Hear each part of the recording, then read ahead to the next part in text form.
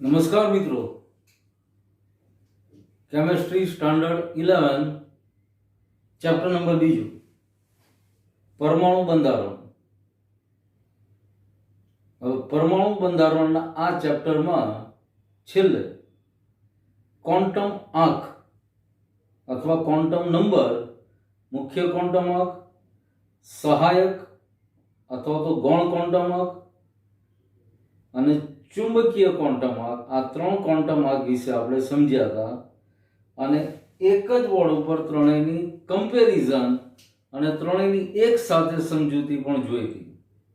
અને ત્યારે spin quantum આંકની just વાત કરી હતી અને કીધું હતું કે વધારે ડિટેલ આપણે આની પછીના પીરિયડમાં જોઈશું. તો સૌથી પહેલા આપણે અત્યારે સ્પિન ક્વોન્ટમ આંક અથવા ભ્રમણ ક્વોન્ટમ આંક ઉપર જોઈએ છીએ. એની પછી ચારેય ક્વોન્ટમ આંકને અનુલક્ષીને એકાદ બે સમ મતલબ કોયડા અથવા દાખલા જોઈએ છે અને પછી 1s કક્ષક અને 2s કક્ષકની ડિટેલમાં જાણકારી મેળવીએ છીએ.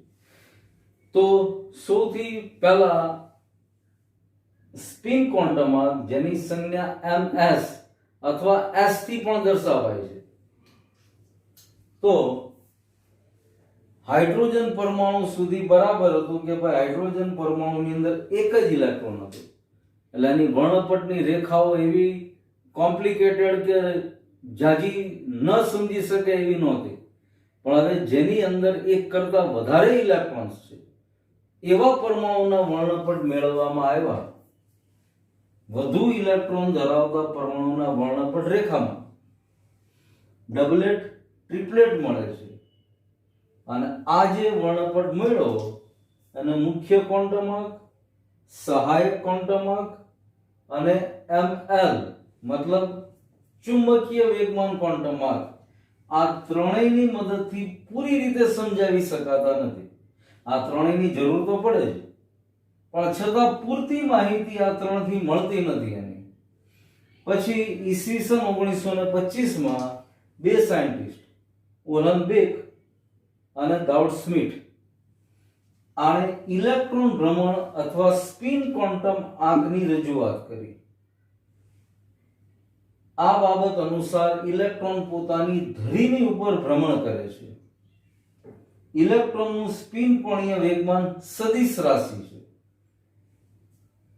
ધરીની સાપેક્ષે બે દિક વિન્યાસ મતલબ બે પરિભ્રમણ કે જેના મૂલ્ય નક્કી કરવામાં આવે +1/2 -1/2 લેવાય છે, જેને ઇલેક્ટ્રોનની ભ્રમણ અવસ્થા અથવા ઇલેક્ટ્રોનનો સ્પિન ક્વોન્ટમ આંક કહે છે અને જેને આવી તીર જેવી સંજ્ઞાથી દર્શાવાય છે. અને બંને એકબીજાની વિરુદ્ધ દિશામાં હોય છે. ઇલેક્ટ્રોન એક કક્ષકમાં બે તો એકની સ્પિન માનો ઉપરની તરફ તો બીજાની સ્પિન નીચેની તરફ, એમ પરસ્પર એકબીજાની વિરુદ્ધ દિશામાં એનું પરિભ્રમણ હોય છે. તો આ ખૂબ અગત્યની બાબત કે ભાઈ જેની પાસે એક કરતા વધારે ઇલેક્ટ્રોન છે એવા પરમાણુઓને સમજવા માટે. હાઇડ્રોજનમાં એક જ ઇલેક્ટ્રોન છે, એની માટે કોઈ બીજી તકલીફ નથી. પણ હવે હિલિયમ થી ચાલુ કરો તો હિલિયમ, લિથિયમ, બેરિલિયમ ઇલેક્ટ્રોનની સંખ્યા વધતી જાય. તો એના પરમાણુની ઇલેક્ટ્રોન રચનાને સમજવા માટે, એના ઇલેક્ટ્રોનને સમજવા માટે આ નવો ક્વોન્ટમ આંક સ્પિન ક્વોન્ટમ આંક ઉલનબેક અને ગાઉડસ્મિટે ઈસવીસન 1925માં રજૂ કર્યો. આમ ઇલેક્ટ્રોનને બરાબર રીતે સમજવા માટે, કોઈ પણ પરમાણુના ઇલેક્ટ્રોનને બરાબર રીતે સમજવા માટે ચાર ક્વોન્ટમ આંકને સમજવા જરૂરી છે. અને એમાંના ત્રણ ક્વોન્ટમ આંક આની પહેલાના પીરિયડમાં આપણે ભણી ગયા હતા, ખૂબ ડિટેલમાં ભણ્યા હતા. એમાં ચોથો ક્વોન્ટમ આંક, અહીંયા બે જ મૂલ્યો રહેવાના ઇલેક્ટ્રોનના, જેની સ્પિન ઉપરની તરફ છે અને +1/2, જેની સ્પિન નીચેની તરફ છે -1/2. આ ઇલેક્ટ્રોન નો ચોથો અથવા સ્પિન ક્વોન્ટમ આંકની વાત કરી. હવે આ ચારેય ક્વોન્ટમ આંકને રિવાઇઝ કરી અને એના ઉપરથી એક કે બે સમ જોઈએ છે, મતલબ થોડા કોયડા જોઈએ છે. પછી 1s અને 2s કક્ષક તરફ આગળ જઈએ. આ કોયડાને સમજીએ છીએ. n બરાબર 3 મુખ્ય ક્વોન્ટમ આંક સાથે સંકળાયેલ કુલ કક્ષકોની સંખ્યા અને માહિતી આપો. તો અહીંયા n બરાબર 3 છે. હવે જ્યારે મુખ્ય ક્વોન્ટમ આંક ભણ્યા હતા ત્યારે ક્વોન્ટમ આંક ઉપરથી કક્ષકોની સંખ્યા કેમ નક્કી થઈ શકે એની માટેનું સિમ્પલ સૂત્ર n² મતલબ 3 નો સ્ક્વેર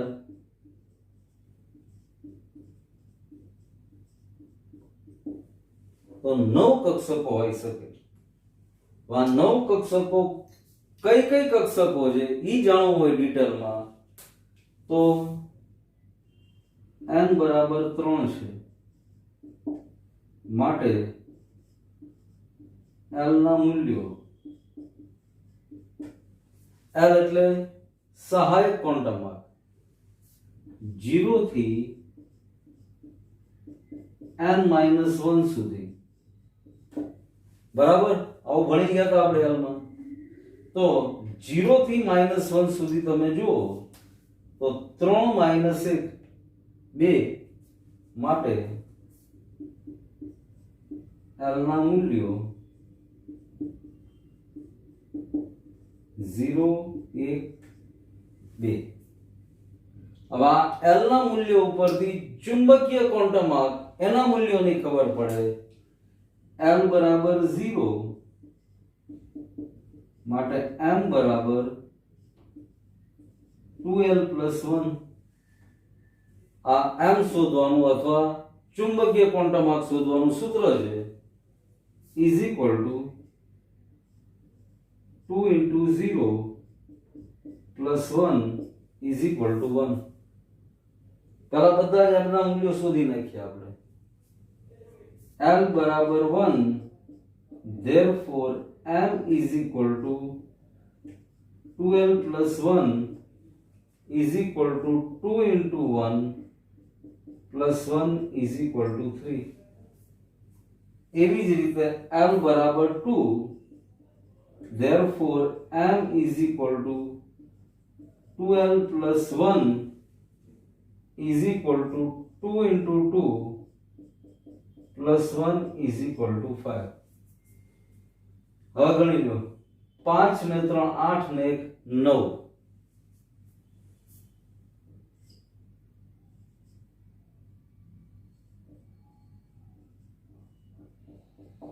9 કક્ષકો હશે. હવે આમાં કયા કયા પ્રકારની કક્ષક ઈ પણ આની પરથી ખબર પડે. l નું મૂલ્ય 1 મળ્યું મતલબ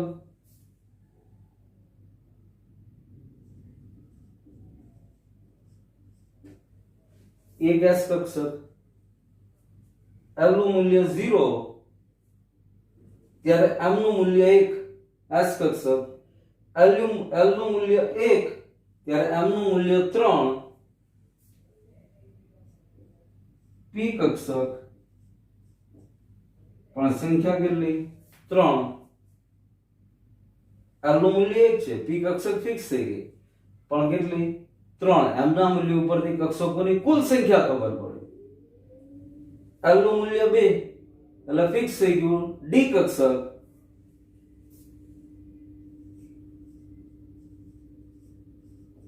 પણ આ d કક્ષકોની સંખ્યા કેટલી તો કે m નું મૂલ્ય કેટલું મળ્યું 5. તો આમ એક s કક્ષક, 3 p કક્ષક અને 5 d કક્ષક એમ કરીને કુલ 9 કક્ષકો પ્રાપ્ય બને જ્યારે મુખ્ય ક્વોન્ટમ આંક 3 હોય. તો આવી રીતે મુખ્ય ક્વોન્ટમ આંક 2 હોય, મુખ્ય ક્વોન્ટમ આંક 1 હોય, મુખ્ય ક્વોન્ટમ આંક 4 હોય તો બધા જ ક્વોન્ટમ આંકના મૂલ્યો ગોતી અને કક્ષકો વિશેની આવી માહિતી આપણે મેળવી શકીએ. હજી એક સમ જોઈએ છીએ. હવે આ એક સમને જોઈએ છીએ. s p d અને f સંકેતોનો ઉપયોગ કરી નીચેના ક્વોન્ટમ આંક દર્શાવતી કક્ષકોનું વર્ણન કરો. 4 જુદા જુદા સેટ આપ્યા છે. આ ચારેય સેટને આપણે જોઈએ. એની પહેલા થોડુંક આપણને ખબર છે n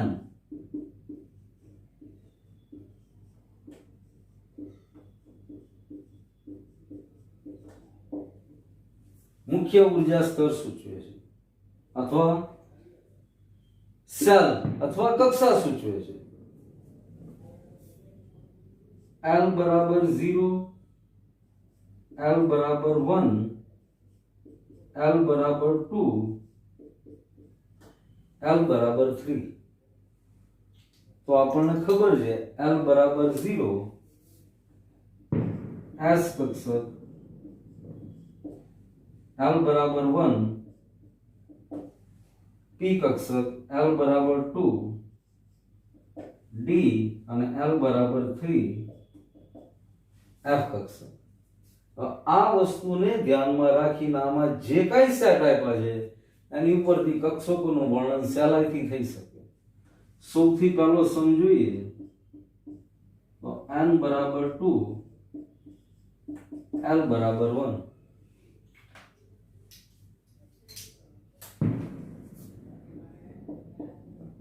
કક્ષક મુખ્ય શક્તિ સ્તર 2 છે. L બરાબર 1 માટે P કક્ષક અહીંયા 2P કક્ષક બને. હવે એવી જ રીતે બીજો સમજો n બરાબર 3 L બરાબર 2. અહીંયા 3 મુખ્ય શક્તિ સ્તર, L બરાબર 2 D કક્ષક અહીંયા 3D.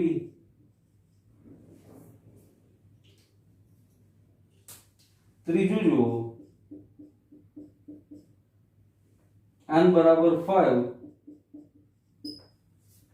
L બરાબર 3. હવે n બરાબર 5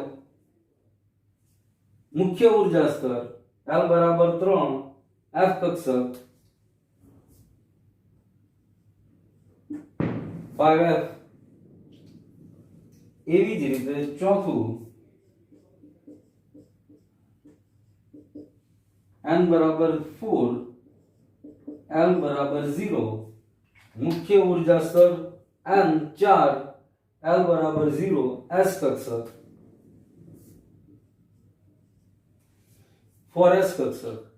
એમ હજી આગળ L બરાબર 4 SPDFGH એમ કરીને આગળ વધતા જઈ શકાય. તો આ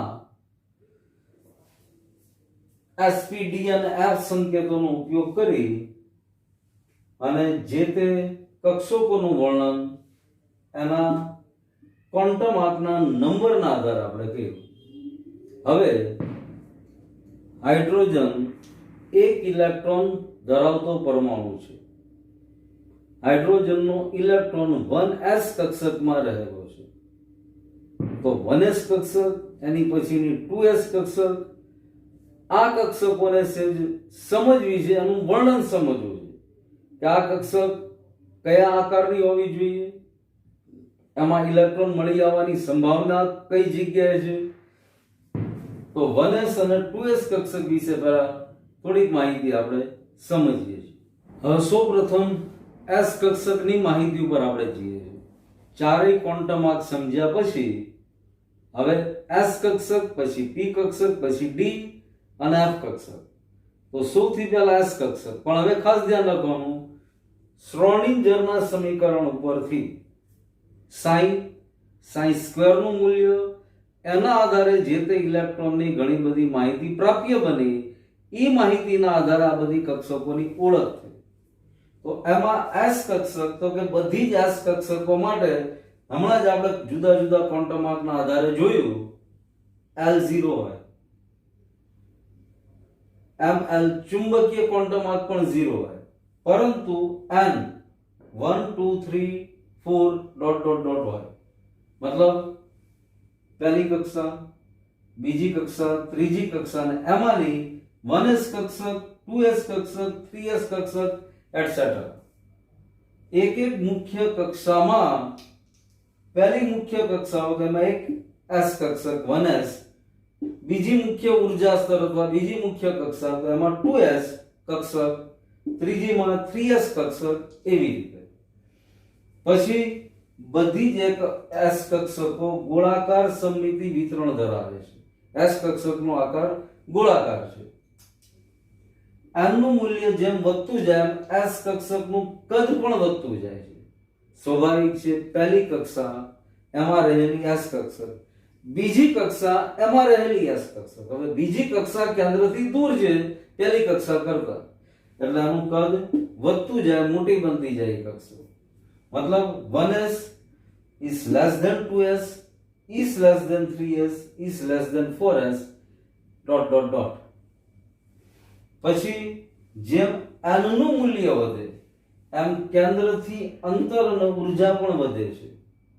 હવે અહીંયા સ્વાભાવિક છે. જો આ પરમાણુ કેન્દ્ર પકડો, આ એસ કક્ષક પકડો, આ 1s કક્ષક, આ 2s કક્ષક. આ દોરી છે આપણે અલગ હેતુ માટે, પણ આને સમજી શકીએ. 1s 2s 3s 4s એમ જેમ કેન્દ્રથી દૂર કક્ષક જાય એમ અંતર વધે છે કેન્દ્રથી અને એની ઉર્જા પણ વધે છે. હવે આટલી એસ કક્ષક વિશેની સામાન્ય માહિતી છે. હવે 1s 2s 3s આ બધી કક્ષકમાં ક્યાં અને શું ફરક હોય, તો પહેલો ફરક તો મુખ્ય ક્વોન્ટમ આંકનો હોય. 1s કક્ષકનો મતલબ es કક્ષક પહેલા ઉર્જા સ્તરમાં અથવા પહેલી કક્ષામાં રહેલી છે.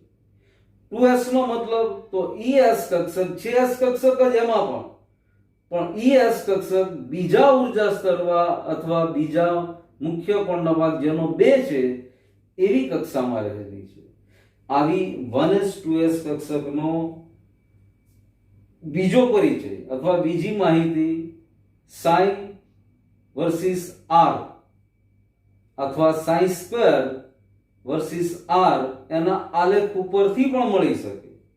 એનાથી પણ કમ્પેર કરી શકો. 1s કક્ષક 2s કક્ષક એ બેના આકારની વિવિધ માહિતી, ઉર્જાની માહિતી પણ મળે.